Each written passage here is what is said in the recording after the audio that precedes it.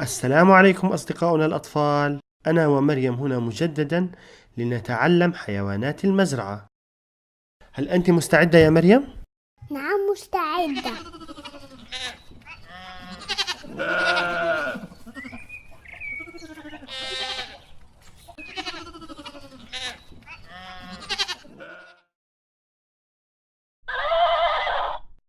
حصان، حصان،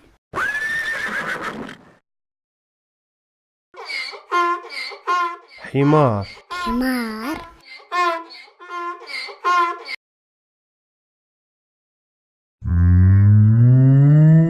بقرة، بقرة،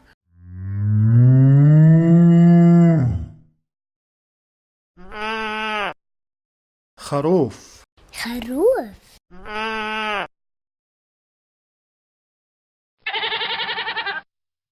ماعز، ماعز،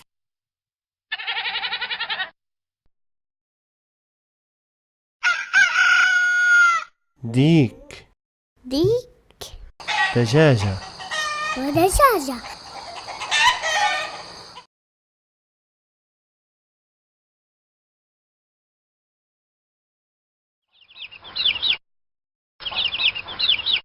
صوص، سوس، صوص،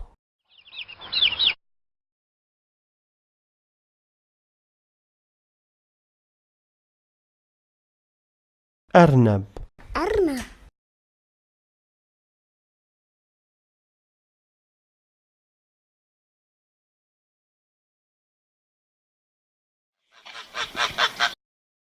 بطة، بطة،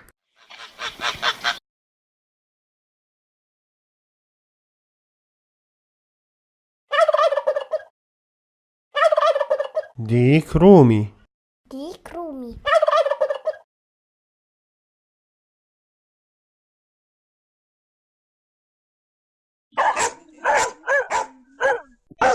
كلب، كلب،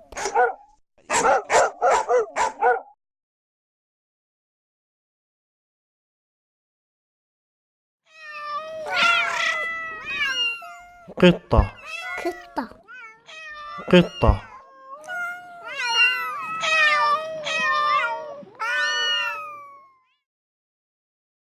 اللقاء في الحلقة القادمة.